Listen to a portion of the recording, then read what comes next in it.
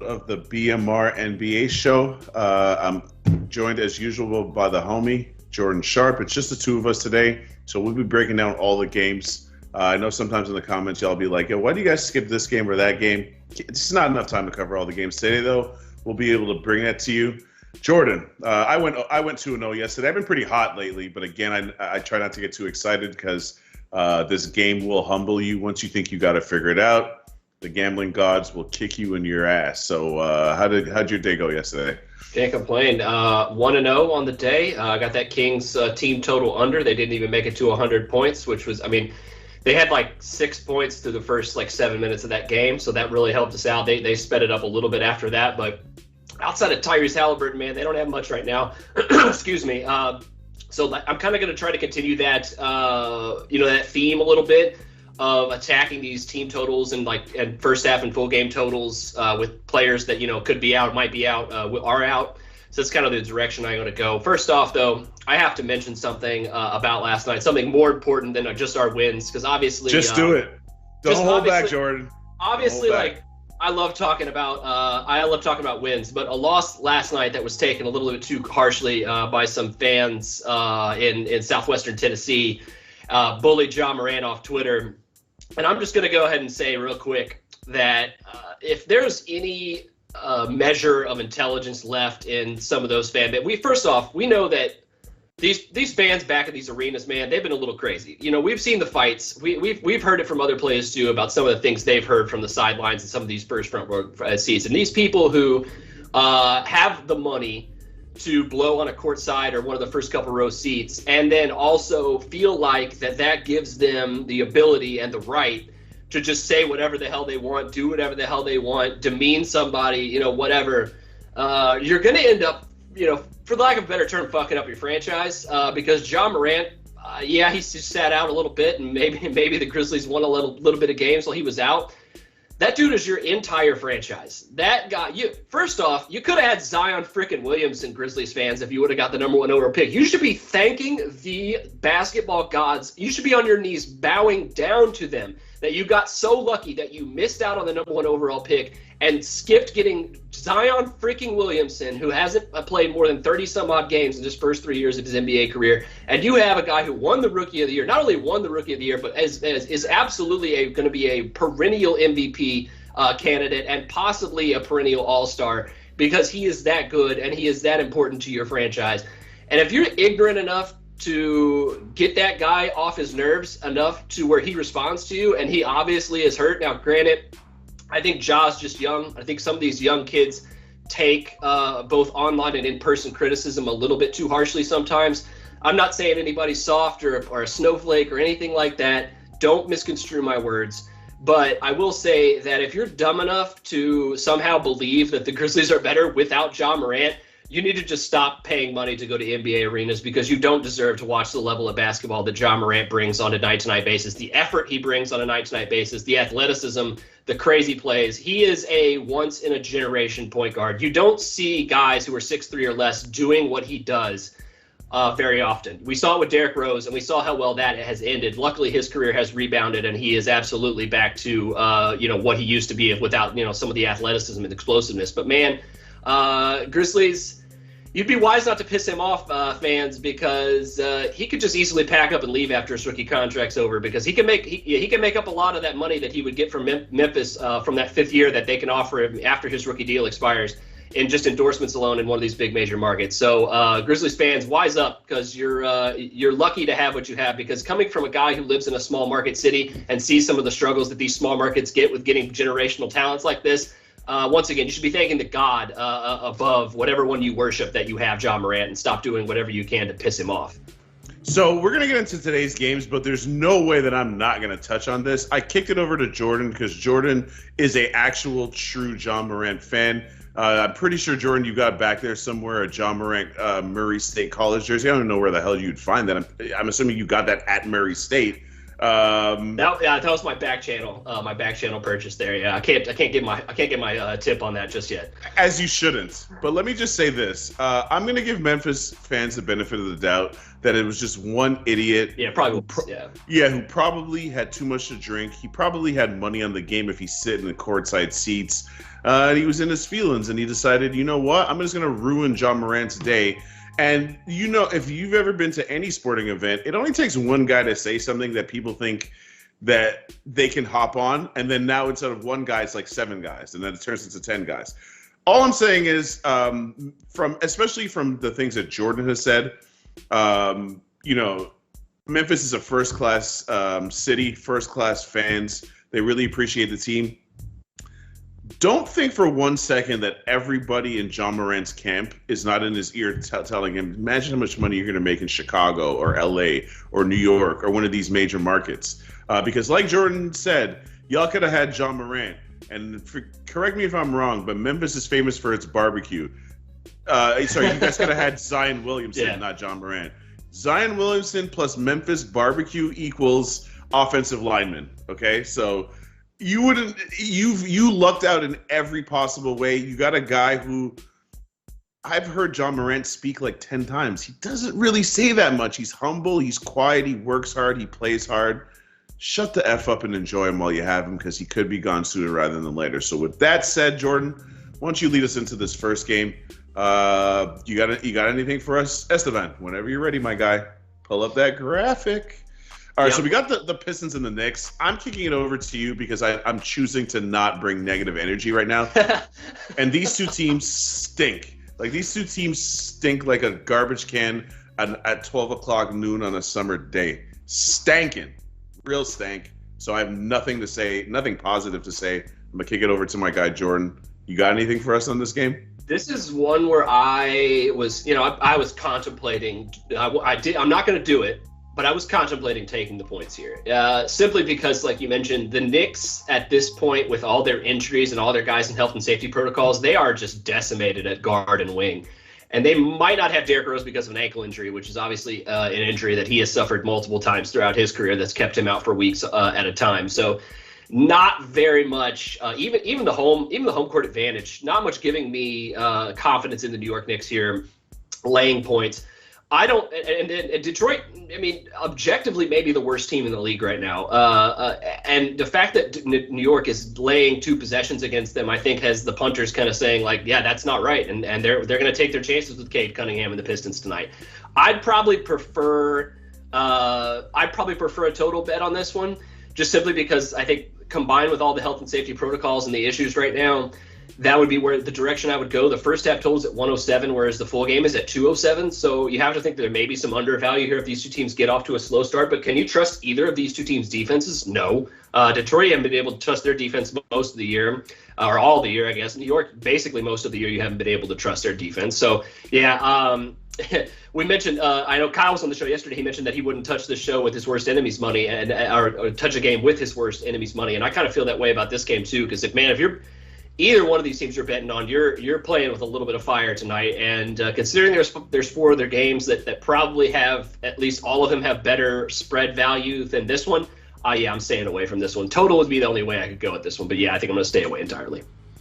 Yeah, so I'm sure I'm going to annoy Knicks fans because I'm going to keep reminding you. I've been telling y'all since October, if the Knicks don't play better defense, they ain't making the playoffs. And lo and behold, they start off the season 5-1, and everyone's getting their tickets. Beat the Bulls. Getting the parade down Madison Avenue ready for New York City. Blah blah blah. Get the F out of here. This team stinks, and they stink because they don't defend. And I'm this harsh. If you're thinking, oh, why are you being so harsh?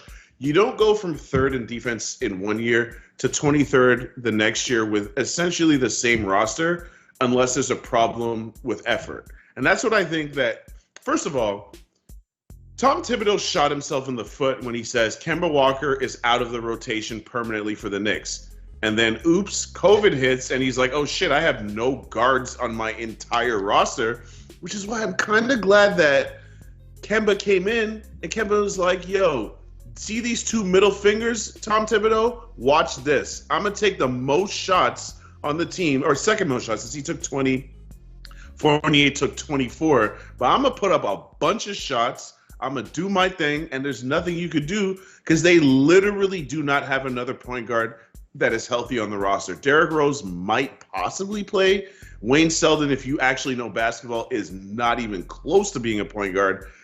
Alec Burke maybe can spell him at point guard, but again, this is why you can't bet on the Knicks tonight. In their game the other day, and it's lucky for them that it was a couple of days ago, Fournier played 43 minutes. Evan Fournier played 43 minutes, bro. Burke played 41. Julius Randle played 40. Kemba Walker in his one knee played 38. Now you're telling me that I'm gonna lay points to these guys? Impossible. There's no way that I'm laying points with this team. And on the flip side, if you're taking points with Detroit, it better be a double-digit situation, because if you're taking less than 9, and I say 9, obviously 9 is not double digits, but if you're taking a 9-point spread, it means they have to win by 10 for you to cover, so that's why I use 9. If it's less than 9, which is what the opener was, there's no value. Like, even though now it's gone from 9 to 7, some people might be like, oh, well, 7 is still decent. No, it isn't. 9 points is 3 full possessions, which means that the Knicks would have to win by 4 possessions to cover that spread. At 7, they can conceivably cover, even though it's one less possession. The margins are so small for these terrible teams. On top of that, Detroit is missing their best offensive player in Jeremy Grant. So they're the worst offensive team with Jeremy Grant. Without Jeremy Grant, what are they going to look like on the road? It's just bad all around. I agree with Jordan. The only value that I could possibly see in this situation is the under 207.5. But I'm reaching there. I'm just trying to find something to bet on, which means I'm staying away. The Pistons have more guard depth than the Knicks tonight. Just contemplate that for a minute before you, just contemplate that for a minute before you bet this game tonight. Contemplate this, Knicks fans who are for sure going to come in my DMs and run your goddamn mouth. Shout out to my boy Jorge, because I already hear your mouth. He's probably in the chat right now, running his mouth. The Knicks defense is ranked lower than the Pistons defense. Just chew on that for a second. The Pistons are probably the worst team in the league, and the Knicks defense is ranked lower than the Pistons defense. Pathetic. So with that in mind, unless Jordan, you got something else to add? No, we need to get this game out of our mouths very quickly. Yeah. This game is. I can't even believe we just talked about that game for so long. I apologize to everyone watching. We will pick up the pace. By picking up the pace, no pun intended, we got the Pacers headed to South Beach to take on the super shorthanded Miami Heat. For me, it could only be Pacers here. The Heat in their last game against the Pistons, speaking of the Pistons, they look like they were running on fumes, bro. Like, the tank is as close to empty as it can possibly get. And it comes to something that I mention on this show all the time. When you start taking out rotation players, like fans will look at a player and be like, oh, well, this guy's out. Who cares? He's only like their 4th best player. They can survive, and they probably will. But when you take out like their 3rd best player, the 5th best player, the 7th best player, now you got to get the 9th best player, the 10th, the 12th, getting minutes that they don't deserve. And that's what's happening in Miami. If you watch their games, there's guys on their team playing heavy minutes that they're just not good enough to play heavy minutes. Like right now, essentially Miami's relying on Duncan Robinson and Kyle Lowry for offense. No disrespect to Kyle Lowry, but he ain't a spring chicken, son. Kyle Lowry is getting older, and he's there for leadership. He's not there to carry any team's offense. It doesn't mean he can't do it from game to game. Of course he can. He's a former All-Star. He's an NBA champion, and he's one of the few guys in the league that plays 100% every single game, regardless if it's preseason or the finals. So you could count on his effort. But he went 3 for 12 in the last game, and I kind of look at it like, first of all, 12 shots was the second most shots on the team. So it already shows you Gabe Vincent took 11 shots and Kyle Lowry took 12 shots. Do I need to say any more than that as to why you can't possibly be betting on the Heat right now? On top of that, in that Pistons game, I'm not really sure what Eric Spoelstra was trying to accomplish. I mean, I guess obviously he's trying to pick up a W, but Kyle Lowry played 42 minutes in that game. He went to the free throw line 16 times. Okay, he got banged up. He got run down. Now he's going to have to turn around and carry these guys again against a Pacers team that, I mean, they don't have the greatest set of guards, but they do have guys that they can throw at him to make his life a little bit difficult. I hate the spot for the Heat. It's Pacers or nothing. By the way, Pacers are getting an injection with Rick Carlisle coming back from COVID protocol. There's talk that Malcolm Brogdon could come back. If Malcolm Brogdon comes back, you're missing out on a sale right now. Take the Pacers immediately if you believe that Malcolm Brogdon is coming back. I think he's probable. I'm going to go back and look, but I'm pretty sure he got ruled probable yesterday. I'll double check that real quick. But I ain't a young boy, but like Migos said, the price going up, son. They don't say son out in Georgia, but you get what I'm saying. Price going up, boy. What's up, Jordan? What you got for us? You're exactly right. I mean, I'm kind of on the same squad. It's Pacers or nothing for me. That being said, though, I mean, like the Heat have been taking money, and it looks like most of the bets have been on Indiana, whereas the line has been moving the other direction, which makes me kind of pause and think about what I'm missing. But then again, I'm sitting here with you right now, and if you're kind of thinking the same thing, I don't think I'm missing anything either. Like the one thing I will say though, that gives me pause outside of the line movement, and gives me pause anytime I think about betting on the Indiana Pacers. They can't close. They can't close basketball games. They don't have. They can't figure out who their closer is. It may be Brogdon, maybe LeVert. I don't know. It's not Sabonis. You can't really go to him down the stretch. So it's like they are a team without a offensive leader in the last 6 minutes of a basketball game.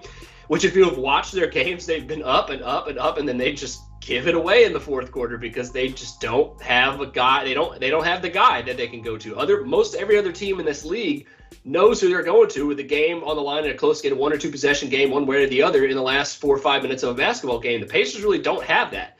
And granted, the Heat are without everybody, tonight, which is going to make it very difficult. Like you said, they've been long in heavy minutes. I mean, if Gabe Vincent's your second best offensive option, you're going to have some problems. That being said, the Pacers can't really play defense that well on the road. They've been improving in that area, but it all boils down to that last quarter for them. So I think if I do lay the points with the Pacers tonight, or the point, I should say, it's probably going to be in the first half. I'm not going to touch the full game here. The Heat, and also if Tyler Hero is questionable, we should mention that. If he plays, that does give a little bit of a boost to the Heat here. I would assume the line movement is only an indicator that he has a chance to come back here. It's just I think he just had like a thigh contusion or quad contusion or something. It was just a bruise, so it's not like it's anything serious. That being said, even Hero and Duncan Robinson and Lowry as your kind of 3 main options offensively tonight, Pacers still have you from a personnel's perspective. So yeah, it would be Pacers or nothing. I would stick with that first half though, because they just scare me down the stretch of basketball games. Without McConnell, also, you just mentioned it, they don't really have a guy that they can throw at Lowry, who's just like, or Hero for that matter, that's just like devoted to stopping them and not needing offense from them on the other end too. So that's a little concerning with McConnell being out for several weeks now. So probably going to lay out this game, but definitely would lead Pacers with you, I think, on that side. I can't see why the Heat have been taking money. I just cannot. I can't explain it right now. And so for that matter, I think I'm probably going to lay off. You're muted, my guy. Sorry, I was coughing. I have nothing else to add here, just because of all the unknowns with the Heat, and the Jordan hit it the nail on the head. I can't put my money, invest my money in Indiana in this spot because they don't have closers, and they just make me nervous. I just need to see more from them. I feel like this is a super square bet to just blindly bet the Pacers, so I'm really off of this. This next game, I have so little to say. Only because I'm going to be real with you, Jordan.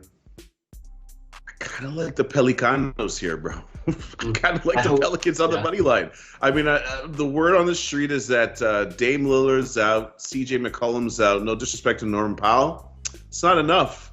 And as bad as the Pelicans are, they've improved. I feel kind of weird saying that because they were so incredibly bad just a couple of weeks ago that I'm very, very hesitant. But here's why I give them the benefit of the doubt. They have a coach that's never coached at the NBA level before. Yep. And Willie Green seems like if you watch it, you see the other day they hit that ridiculous buzzer beater. But Willie Green was celebrating with the players, hugging them, Again, I sometimes read too much into body language, but just the rapport he kind of looked like he had with the players where they genuinely looked happy for each other and him. Again, anyone's going to celebrate when you win a game by making a shot from like 60 feet away. I kind of get that.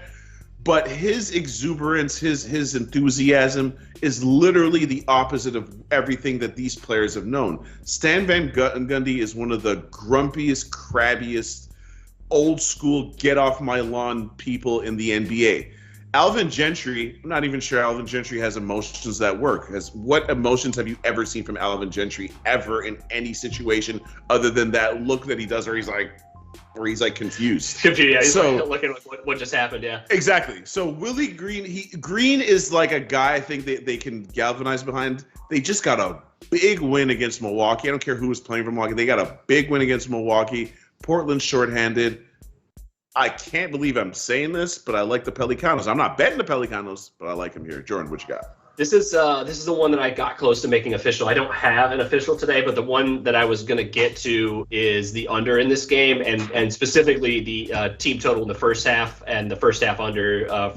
Team total for the Blazers in the first half and the under for the first half too. The full game kind of concerns me a little bit here, because neither of these two teams play very much defense. Portland on the road has been atrocious defensively this year. New Orleans, as you said, has been getting better. I think they're 4-4 in their last 8. They're kind of league average offensive and defensive efficiency right around there. So you're right. Like, they've been getting better. And I think Green has kind of figured out his rotation. Like, they've been pretty solid with their rotations. They play, like the Satoransky off the bench and those guys, like they're not bad players. And obviously you have a superstar in the making potentially in Brandon Ingram. So it's not a team devoid of talent. Valanciunas having a career year. That dude's going to be an all-star this year, the way he's going. So, combine that with Portland potentially being without Dame and definitely without McCollum. Yeah, they got a lot of problems, man. They're not going to score points very easily. I know New Orleans defense is not very good, but I could see them kind of getting up early in the game, a little bit, motivated here lately. Like you said, they've been playing better. Going against a wounded team, a team that they started as underdogs on. It's flipped 4 full points since the news that Dame probably has a chance to miss this tonight.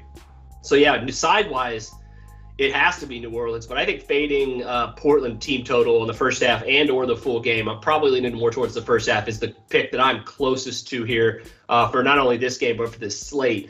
I need to look into it a little bit more. I need to go back and watch some New Orleans games over the last few days because I haven't seen much of them play lately since they've started to turn things around. But you're right. I think Willie Green is a good coach. Rookie head coaches in this league, the learning curve is always very thick. It's like the thickest learning curve outside of maybe like a big man coming into the NBA as like a 19-year-old. Like that learning curve is always pretty high. But rookie head coach in the NBA is right up there with it. So yeah, I mean, you're starting to see the ones that are swimming and the ones that are sinking. And Willie Green seems like a swimmer. Like I always liked him as a player. It seems like you said, it seems like the players like him. That's all it takes really at theyese young teams. Granted, without Zion, man, they're probably benefiting more from losing games than winning it right now. But it's just December, so it's not quite tanking season just yet. So I agree with you. I think they have some value here. I don't know if it's going to be me betting them though. That's for sure. 2 games left. I got to play on both these games, so I'm going to be a little quicker here just so Jordan can get his thoughts. I actually don't even have to break this down too much. I think that Minnesota's being undervalued in this spot. I get it. Anthony Edwards is a big part of what they do, but let's not pretend that Karl-Anthony Towns and D'Angelo Russell can't hold things down without Anthony Edwards. You got Dallas without Dad Bod, Luka Doncic, and Chris Porzingis. By the way, start paying attention to some of these media outlets. There are stories circulating that some people in Dallas not too happy with Luka's physical condition, that he showed up out of shape. The second year in a row, I believe, he showed up. Second year in a row, he showed up out of shape. Because he did it with Carlisle last year, and they had that was like one of the start of their falling out. Thank you very much, sir. I got 4 eyes, and all 4 eyes show me that he looks like he drinks a half a case of beer every single night after the game while he watches ESPN, eating goddamn. I'm trying to think of some kind of snack that he shouldn't be eating that he's eating. But yeah, he does not look like he's in good basketball shape. If ever a guy needed a personal trainer, it's this guy. But this is not about Luka. It's about this pick. I think that there's value here on the Wolves. I have the Wolves money line plus 105. The Wolves, I'm not going to say the Wolves are for real, but 15-15 for this group is a lot better than people would have expected through 30 games of the season. And I think that they're starting to show a level of self-belief. They're starting to figure out that defense is the key for them. I like them a lot in this spot, especially against a Mavs offense that if they're one-dimensional with Luka, what are they without Luka? And Chris Porzingis. Give me the Wolves money line official play. Jordan, what you got? Yeah, if Porzingis doesn't play tonight, I might have to tail you on this because the one thing I am not quite a believer in the Wolves just yet is their road performances versus like home. Their defense has just been night and day. But you're right at home versus road, but. They do kind of seem to realize that their calling card is on the defensive end. Granted, now they're without Patrick Beverley, who just went into health and safety protocols, which sucks. Yeah. But I mean, the Mavs are like equally banged up. So I mean, if you're talking about if I think Porzingis is questionable, if he sits, obviously Luka's still out. Those two are worth way more to the Dallas Mavericks than Pat Bev and Anthony Edwards are to the Wolves. Because you're right, like Karl-Anthony Towns and D'Lo don't necessarily play a ton of defense, so that's probably what's going to keep me away from this. You're right, man. The Wolves, I mean, we talked about it at the beginning of the year. They were probably, through the first 5 games, probably our biggest surprise of the year with how well they were playing. Granted, they've kind of gone through ebbs and flows, and the injury, health and safety protocols has not been kind to them, obviously, with Edwards, who is like the glue that holds this defense together with him and Patrick Beverley. I mean, his energy alone is just infectious, the way he plays the game of basketball. He's so much fun to watch on both ends of the court. Without him, it does kind of make me a little weary, but I agree, man. The Mavs, we've been fading them all year, man. Like, when have we ever talked highly about the Dallas Mavericks on this basketball show? Like, I don't remember a time. I don't even remember a time betting on the Dallas Mavericks this year. So, definitely bet on the Wolves some though. So if that metric alone, yeah, I definitely lean towards the Wolves too. But on the road, without kind of their 2 main energy guys on defense, it makes me a little weary. But I agree. I definitely rooting for that pick. I need to know if Porzingis is out tonight, and I might be tailing you on it for sure. Yo, speaking of Dallas, shout out to our guy, Jay Money. I saw him in the chat earlier. Not sure if he's still there. Always love with our guy, Jay. Make sure you check out his shows. Matter of fact, Jay, sorry I didn't see your link yesterday. Send me another one. I'll hop on anytime, my guy. But yeah, official play for me. Let's get to this last game so we can get you guys out of here on time. And that's the Suns going against the Lakers. Ooh, I love the Lakers right now because they losing. AD soft. Listen, I'm not even gonna bask in these tough times for the Lakers because the Lakers are playoffs are bust. If everybody's healthy during the playoffs, none of this regular season noise is really gonna matter at all. So when I say that, I'm not being serious. I'm just trying to annoy people. That being said, I actually have the under in this spot. I think that without AD, first of all, with AD, offense kind of seemed like a struggle for them. Not to say that their offense was bad, but if you have Russell Westbrook, LeBron James, and AD, with Carmelo coming off the bench, and even though Carmelo is obviously not the player he once was, but none of those guys are, right? So that combination should allow you to have some semblance of a cohesive offense. These guys are the 6th or 7th worst offense in the entire NBA. Really just think about that for a second. Like, there's underachieving, and then there's what they're doing. Now, the reason I don't disrespect the Lakers to say that they can't right the ship is because they're still a top 10 defense. And if the foundation for them is defense, they can figure out offense. If they were 24th in defense and 7th in offense, and they were having these same results, I'd be like, they're done. There's no chance. Because you can't just flip on a switch and just say, oh, we're going to just start trying hard on defense. You either do or you don't. and your team defensive concepts are either proper or they're not. Frank Vogel is a defensive-minded coach. He doesn't get any credit for the Lakers championship because he's Frank Vogel and he coaches LeBron.